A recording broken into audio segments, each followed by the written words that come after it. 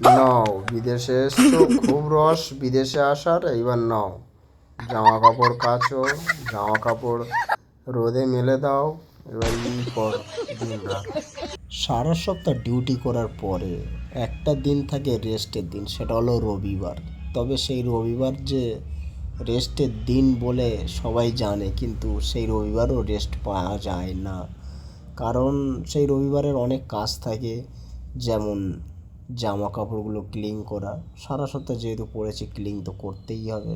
জামা কাপড়গুলো ক্লিন করা, তারপর রান্না বান্না করা, রুম পরিষ্কার করা, রুম ক্লিন করা, অনেক যেন ঝামেলা থাকে। সেই রবিবারও যেন রেস্ট পাওয়া যায় না। তা কত বিদেশ বোঝা যায়, বিদেশে কি রস, রস বেরিয়ে যায়।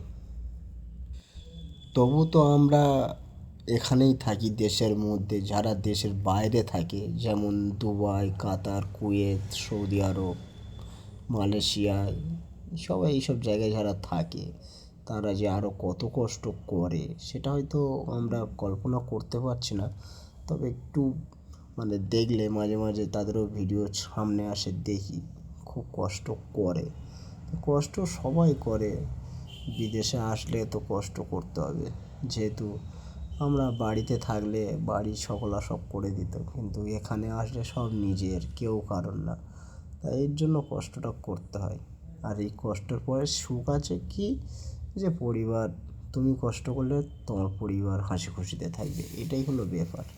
আর এটাই হলো মেন মূল, আর যার কারণে সব প্রবাসী কষ্ট করছে, আর আমরা যারা ইন্ডিয়ার বাইরে ভেতরে আছি তারাও কষ্ট করছি। এই হলো ব্যাপার। ছেলেদের জন্য কিন্তু ছেলেরা কিছু করে না, কি করে আমি নিজেও জানি না।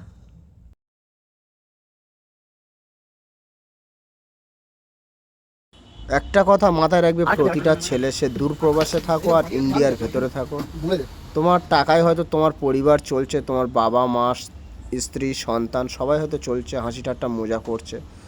আল্লাহ পাক হয়তো তোমার হাত দিয়ে ওদের রিজিক রেখেছে, এবং কি ওনাদের রসিলাই হয়তো তুমি ইনকাম করতে পারছো, বা তোমার রিজিকের ব্যবস্থা আল্লাহ পাক করে দিয়েছে।